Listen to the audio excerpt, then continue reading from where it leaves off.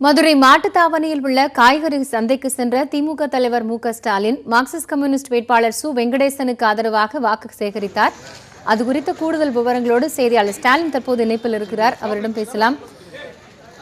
ஸ்டாலின், தற்போது திமுக தலைவர் மு.க.ஸ்டாலின் மாட்டுத்தாவணி காய்கறி சந்தையில் வாக்கு சேகரிப்பில் ஈடுபட்டிருந்தார். வேறு எந்தெந்த பகுதிகளுக்கெல்லாம் அவர் சென்றார்? அவருக்கான வரவேற்பு எப்படி இருந்தது? மதுரையினுடைய மார்க்சிஸ்ட் வேட்பாளரும் திமுக கூட்டணியினுடைய வேட்பாளராக களம் காணக்கூடிய சு வெங்கடேசன் அவர்களுக்கு பிரச்சாரம் செய்வதற்காக நேற்று மதுரை வந்த திமுக தலைவர் மு.க.ஸ்டாலின் இன்று சிவகங்கை மற்றும் ராமநாதபுரம் மாவட்டத்தில் போட்டியிடக்கூடிய திமுக மற்றும் அதன் கூட்டணி கட்சி வேட்பாளர்களை பிரச்சாரம் செய்ய இருக்கிறார். இந்நிலையில் காலையில் அவர் நடைபயிற்சி சென்ற பொழுது மதுரை மார்க்சிஸ்ட் வேட்பாளர் சு வெங்கடேசனும் அவருடன் சென்றிருந்தார். மாட்டுத்தாவணி பகுதியில் இருக்கக்கூடிய சென்ட்ரல் மார்க்கெட் பகுதியில் அவர் காலையில் நடைபயிற்சி மேற்கொண்ட பொழுது அங்க பகுதியில் இருக்கக்கூடிய வியாபாரிகளிடமும் மார்க்கெட் வந்த பொதுமக்களிடமும் சு வெங்கடேசனுக்காக பிரச்சாரத்தில் ஈடுபட்டார். வரிசையாக இருக்கக்கூடிய கடைகளில் பொருட்களை வாங்க வந்த மக்களிடமும் அவர் சிபிஎம் வேட்பாளர், அதாவது மார்க்சிஸ்ட் வேட்பாளர் சு வெங்கடேசனுக்கு வாக்களித்து திமுக கூட்டணியை வெற்றி செய்ய வேண்டும் என்கிற ஒரு கோரிக்கை வலியுறுத்தி அவர் பிரச்சாரத்தில் ஈடுபட்டார்.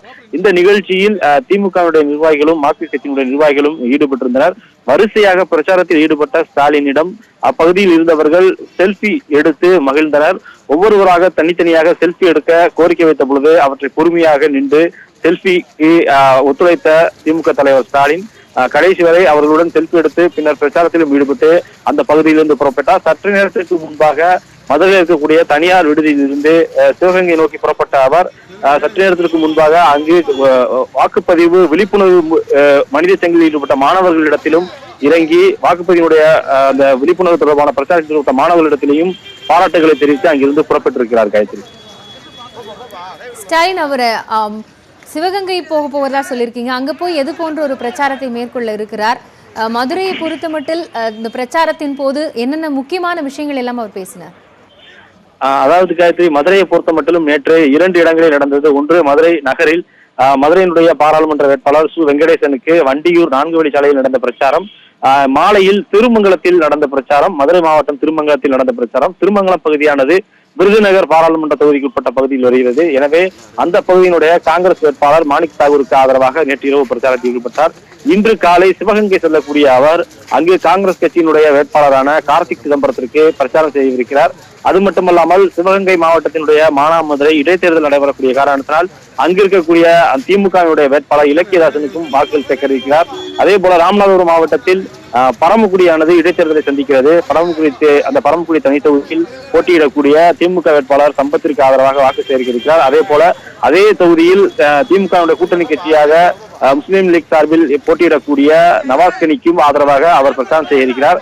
நேற்று சு வெங்கடேசனுக்கு ஆதரவாக நடைபெற்ற பிரச்சாரத்தின் பொழுது அரசியலை கடந்து சு வெங்கடேசன் என்கிற வேட்பாளருடைய தனி தகுதியை முன்வைத்து அவர் பிரச்சாரத்தை மேற்கொண்டார். சு வெங்கடேசன் வெற்றி பெற்று பாராளுமன்றம் செல்வது தங்களுடைய கட்சிகள், தங்களுடைய கூட்டணி கட்சிகளுக்கு விட மதுரை மக்களுக்கு பெருமையான விஷயமாக இருக்கும் என்கிற ஒரு கருத்தை அவர் வலியுறுத்தினார்.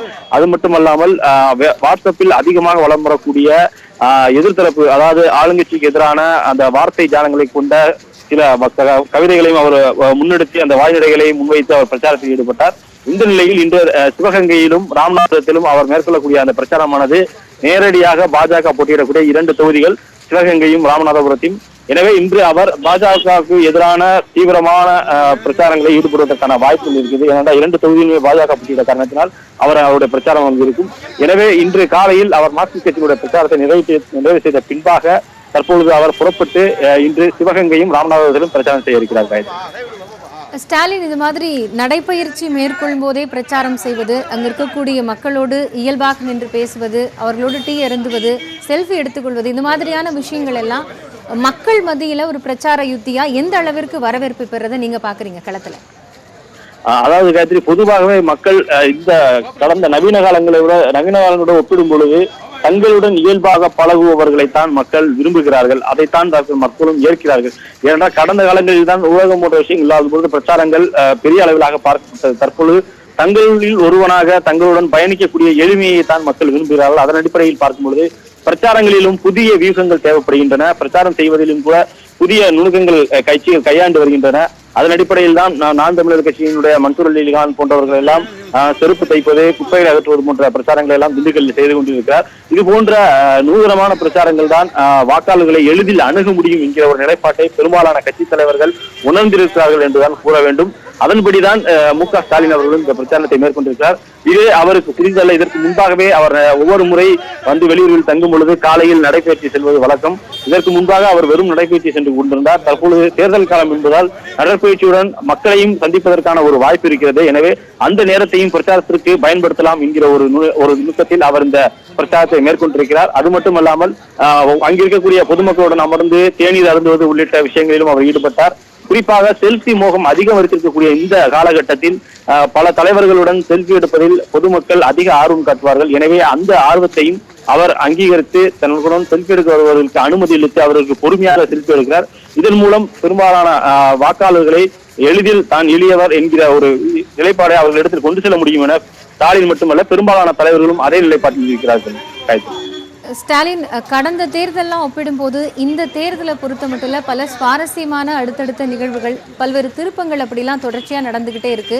நாள்தோறும் அதுக்கான செய்திகளும் கிடைச்சிக்கிட்டே இருக்கு. இந்த மாதிரி நேரத்துல ஒரு தலைவரோ சரி, ஒரு வேட்பாளரோ ஒரு களத்திலிருந்து பிரச்சாரம் செய்யும் பொழுது மக்கள் தரப்பிலிருந்து என்ன மாதிரியான கோரிக்கைகளையோ இல்ல என்ன விஷயங்களையோ அவங்க முன்வைக்கிறாங்க, அவங்களுடைய எதிர்பார்ப்பு எப்படி இருக்கு? பொதுவாகவே தலைவர்களாக, அதாவது அடிமட்டத்தில் இருக்க கவுன்சிலராக இருக்கட்டும், மேல்மட்டத்தில் இருக்க தலைவராக இருக்கட்டும், சந்திக்கும் பொழுது மக்கள் வைக்கிற முதல் கோரிக்கை தங்களுடைய தேவைகள் தான், தங்களை சுற்றி இருக்கக்கூடிய பகுதியினுடைய தேவைகள் தான் முன்வைப்பார்கள். அந்த வகையில் பார்க்கும் பொழுது முதலில் அவர்கள் சந்திக்கும் பொழுது தங்கள் பகுதியில் இருக்கக்கூடிய அடிப்படை பிரச்சனைகளை தான் அவர்கள் முன்வைக்கிறார்கள். குறிப்பாக சாக்கடை, ரோடு, தெருவிளக்கு, இது போன்ற பிரச்சனைகளை தான் அவர்கள் பெரும்பாலும் முன்வைக்கிறார்கள். அப்படி வைக்கும் பொழுது அந்த பிரச்சனைகளை முன்வைக்கும் பொழுது அந்த கோரிக்கையை ஏற்று செயல்படுத்தக்கூடிய அந்த இடத்தில் இருக்கக்கூடிய தலைவர்கள் அதை எளிதில் செயல்படுத்துகிறார்கள். அல்லது செயல்படுத்துவதற்கு வழிநடத்தக்கூடிய இடத்தில் இருக்கக்கூடிய தலைவர்களும் அந்த கோரிக்கைகளை முன்னெடுத்து அதை மக்களுடைய கோரிக்கைகளை அதிகாரிகளிடத்திலோ அரசிடத்திலோ முன்வைக்கிறார்கள். அதுபோன்ற செயல்கள் தான் சமீபத்தில் நடைபெற்று வருகின்றன. மதுரையை பொறுத்த மட்டிலும் அதுபோன்ற கோரிக்கைகள் தான் முன்வைக்கப்படுகிறது. ஏற்கனவே ஸ்மார்ட் சிட்டி உள்ளிட்ட திட்டங்கள் மதுரையில் செயல்படுத்தப்படும் என ஏற்கனவே அறிவிக்கப்பட்டிருக்கக்கூடிய நிலையில் எய்ம்ஸ் மருத்துவமனை உள்ளிட்ட திட்டங்களும் வரும் என அறிவிக்கப்பட்டிருக்கக்கூடிய நிலையில் அதற்கான முன்னேற்பாடுகளை செய்யவில்லை என்கிற குற்றச்சாட்டை நேற்று ஏற்கனவே பிரச்சாரத்தின் பொழுது ஸ்டாலின் பகிரங்கமாக குற்றம் சாட்டியிருந்தார். தேர்தலுக்காகவே பிரதமர் மோடி அதுபோன்ற திட்டங்களை முன்வைத்திருக்கிறார். கண்டிப்பாக அதுபோன்ற திட்டங்களை அவர்கள் செயல்படுத்தும் நோக்கில் செய்யவில்லை. உத்தரப்பிரதேசத்தில் பாஜக ஆளக்கூடிய உத்தரப்பிரதேசத்தில் 200 கோடி ரூபாய் தருவதாக கூறி வெறும் 90 கோடி ரூபாய் தான் ஒதுக்கியுள்ளனர். அவர்கள் ஆளக்கூடிய மாநிலத்திலேயே அவ்வளவு ரூபாய் தான் தரும் பொழுது தமிழகத்திற்கு எப்படி தருவார்கள் என்கிற ஒரு கேள்வியையும் அவர் நேற்று பிரச்சாரத்தின் போது வாக்காளர்களிடத்தில் அந்த கேள்வியை எழுப்பியிருந்தார். இது போன்ற பிரச்சனைகளை மக்கள் நேரடியாக கூறும் பொழுது மத்தியிலும் மாநிலத்திலும் ஆட்சி மாற்றம் வரும் பொழுது நீங்களுடைய கோரிக்கைகள் நிறைவேறும், எனவே அதற்கான வாய்ப்பை தாருங்கள் என்கிற ஒரு உறுதியையும் வாக்காளர்களிடத்தில் மு.க. ஸ்டாலின் முன்வைத்து செல்கிறார். மு.க. ஸ்டாலின் மட்டுமல்ல பிற கட்சியினுடைய தலைவர்களும் பிரச்சாரத்திற்கு செல்லும் பொழுது பொதுமக்கள் தங்களிடம் இது போன்ற கோரிக்கைகளை வைக்கும் பொழுது அவர்கள் கூறக்கூடிய பதில் இதுவாகத்தான் இருக்கிறது. காய்ச்சி ஸ்டாலின், நீங்க களத்துல இருக்கிறதுனால ஒரு யதார்த்தத்தை புரிஞ்சுக்கிறதுக்காக இந்த கேள்வியை வைக்கிறேன். பொதுக்கூட்டங்கள் மாதிரியான பிரச்சாரம் அப்படின்னு ஒரு பக்கம் நடக்குது, இன்னொரு பக்கம் இது மாதிரி மக்களோட மக்களா போய் நின்று அவங்களோட பிரச்சாரம் செய்யறது அப்படின்னு இருக்கு. இதுல எந்த வகை பிரச்சாரத்தை மக்கள் தங்களுக்கானதா பார்க்கிறாங்க? இந்த மாதிரியான பிரச்சார நேரத்துல ரொம்ப இன்ட்ரெஸ்டிங்கான ஏதாவது நிறைய விஷயங்களை உங்களால பார்க்க முடிஞ்சுதா? கண்டிப்பாக. அதாவது இந்த விஷயத்தை பொறுத்த மட்டும் வாக்காளரை பொறுத்தவரை பொதுவாக ஒரு 10-15 ஆண்டுகளுக்கு முன்பு நடக்கக்கூடிய தேர்தலை பார்த்தீர்களானால் காலையிலிருந்தே பிரச்சாரமானது தீவிரமாக இருக்கும். ஆனால் இப்பொழுது சமீபமாக நடக்கக்கூடிய தேர்தல்களை பார்க்கும்பொழுது பெரும்பாலும் மாலையில் தான் பிரச்சாரங்கள் நடக்கின்றன. ஏனென்றால் பெரும்பாலான தேர்தல்கள் சுட்டரிக்கும் வெயில் காலத்தில் வருகின்றன. பகல் நேரங்களில் வாக்காளர்களை சந்திப்பதே பெரிய குதிரை கொம்பாக இருக்கும். கூட்டியிருக்கும் வீடு வேலைக்கு சென்று விடுவார்கள். இப்படி பல்வேறு சிரமங்கள் வேட்பாளர்களுக்கு இருக்கும். எனவே பெரும்பாலான வேட்பாளர்கள் மாலை நேரத்தை தான் பிரச்சாரத்துக்கு பயன்படுத்துகின்றனர். இல்லை என்றால் காலையில் 7 மணியிலிருந்து 10 மணிக்குள்ளாக தங்களுடைய பிரச்சாரத்தை முடித்துக் கொள்கிறார்கள். 10 மணியிலிருந்து 4 மணி வரையிலான பெரும்பாலானவை ஆலோசனைகள், வியூகங்களை வைப்பதற்கான யோசனைகள் தான் அவர்கள் ஈடுபடுகிறார்கள். அந்த வகையில் பார்க்கும் பொழுது தேர்தல் களத்தை பொறுத்தளவு பொதுக்கூட்டமாக இருந்தால் அந்த கட்சிக்காரர்களும் தொண்டர்கள் தான் பெரும்பாலும் வரவழைக்கப்படுகிறார்கள். பொதுமக்களை பொறுத்த மட்டிலும் அந்த பொதுமக்களுடைய குடியிருப்புகளை தேடி செல்லக்கூடிய பிரச்சாரங்களானது பெரும்பாலும் மாலையிலும் அல்லது அதிகாலையிலும் தான் இருக்கிறது. எனவே அது போன்ற நேரத்தில் மக்களை நேரடியாக சந்திக்க முடியும். மற்ற நேரங்களில் நடக்கக்கூடிய பொதுக்கூட்டங்களாக இருக்கட்டும், பிரச்சாரங்களாக இருக்கட்டும், அந்தந்த கட்சியினுடைய தொண்டர்கள் அவர்களை உற்சாகப்படுத்துவதற்கும் அவருடைய பணியை துரிதப்படுத்துவதற்கும் தலைவர்கள் வந்து உரையாற்றும் பொழுது அது ஒரு தூண்டுகோலாக இருக்கும் என்பதுதான் கட்சியினுடைய நிலைப்பாடு. அந்த வகையில் பார்க்கும் பொழுது தற்பொழுது மதுரையை ஒட்டி நடக்கக்கூடிய அந்த பிரச்சாரங்கள் அனைத்துமே சுட்டரிக்கக்கூடிய வெயிலில் நடைபெற்றுக் கொண்டிருக்கக்கூடிய காரணத்தினால் பெரும்பாலும் தொண்டர்களே வருகிறார்கள். மக்களை நேரடியாக சென்று சேர்ப்பதில் அந்தந்த கட்சிகளுடைய கிளை செயலாளர்கள் மற்றும் அந்தந்த கட்சியினுடைய அந்த ஊராட்சி செயலாளர்கள் அவர்களுக்குத்தான் பெரும்பாலான பங்கு இருக்கிறது. காயத்ரி, ஸ்டாலின், இப்ப மதுரையை பொறுத்த மட்டில் கடந்த தேர்தல்களை ஒப்பிடும் பொழுது யாருக்கு பலம் வாய்ந்த ஒரு பகுதியாக பார்க்கப்படுகிறது? இந்த தேர்தலில் கள நிலவரங்களை நாம் பார்க்கும் பொழுது மக்களுடைய எதிர்பார்ப்பு என்னவாக இருக்கிறது? அதாவது காயத்ரி, மதுரையை பொறுத்த மட்டும் இதுவரை தொடர்ந்து மதுரையுடைய உள்ளாட்சி தேர்தலிலிருந்து ஆரம்பித்திருக்கிறாங்க. கடந்து நடந்து முடிந்த இந்த உள்ளாட்சி தேர்தலிலிருந்து பார்த்தீர்களானால் அதிமுகவினுடைய ஒரு முக்கிய பகுதியாக மாறி வருது. அதற்கு முன்பாக திமுகவினுடைய பிரதான பகுதியாகவே இருந்து வந்த மதுரையானது கடந்த உள்ளாட்சி தேர்தலில் இருந்தே அது அதிமுக வசம் மாற தொடங்கி இருக்கிறது. 100 வார்டுகளை கொண்ட மதுரை மாநகராட்சியில் பெரும்பான்மையாக அதிமுக வெற்றி பெற்று மதுரையினுடைய மேயர் தேர்தலையும் அதே போல மண்டல தேர்தலையும் வெற்றி பெற்றது. அதற்கு பின்பாக நடைபெற்ற சட்டமன்ற தேர்தலிலும் சரி, மக்களவை தேர்தலிலும் சரி அதிமுக தொடர்ந்து வெற்றி பெற்றிருக்கிறது. மதுரை மாவட்டத்தை பொறுத்த மட்டும் 10 தொகுதிகளை உள்ளடக்கிய தொகுதி மதுரை மேலூர், மதுரை கிழக்கு, மதுரை மேற்கு, மதுரை கிழக்கு, மதுரை தெற்கு, மதுரை மத்தி, திருமங்கலம், திருப்பரங்குன்றம், உசிலம்பட்டி, சோழவந்தான் என 10 தொகுதிகளை உள்ளடக்கிய பகுதி. இந்த 10 தொகுதிகளில் எடுத்துக்கொண்டீர்களானால் மதுரை கிழக்கு, மதுரை மத்திய தொகுதிகளில் மட்டுமே திமுக வெற்றி பெற்றிருக்கிறது. மற்ற 8 தொகுதிகளிலும் அதிமுக வெற்றி பெற்றிருக்கிறது. இந்த தேர்தலை பொறுத்த மட்டிலும் மேலூர் தொகுதி அதிமுகவுடைய எப்பொழுதுமே மிகப்பெரிய அளவிலான ஒரு கோட்டையாக தான் ஆரம்பத்திலிருந்து இருந்து வந்தது. ஆனாலும் கூட டிடிவி தினகரனுடைய பிரிவுக்கு பின்பாக மேலூர் தொகுதியில் மறைந்த முன்னாள் சட்டமன்ற உறுப்பினர் சுவாமியினுடைய கட்டுப்பாடு, அவருடைய ஆதிக்கம் அந்த பகுதியில் அதிகமாகவே இருந்தது. அது அதிமுக தரப்புக்கு ஆரம்பத்தில் இருந்தே அது ஒரு மிகப்பெரிய நெருக்கடியாகவே இருந்து பார்க்கப்பட்டது. அதே போல மதுரையினுடைய மற்ற திருப்பரங்குன்றம், திருமங்கலம், சோழவந்தான், உசிலம்பட்டி உள்ளிட்ட பகுதிகள் தற்பொழுது இந்த மக்களவை தொகுதிக்கான நடைபெற்ற அந்த வேட்பாளரை ஒதுக்குவதற்கான பிரச்சனையில் ஏற்பட்ட முரண்பாடுகளின் காரணமாக மதுரை மாவட்டம் 3ஆக பிரிக்கப்பட்டது. மதுரையினுடைய அந்த வடக்கு மாவட்ட செயலாளராக ராஜன் செல்லப்பா சட்டமன்ற உறுப்பினர் நியமிக்கப்பட்டார். மதுரை மேற்கு தொகுதியினுடைய மாவட்ட செயலாளராக அமைச்சர் செல்லூர் ராஜு, அதே போல மதுரை தெற்கு பகுதியினுடைய அந்த மாவட்ட செயலாளராக ஆர்பி உதயகுமார் பிரிக்கப்பட்டிருக்கிறார்கள். இப்படி 3 பிரிவுகளாக அதிமுக பிரிக்கப்பட்டிருக்கிறது.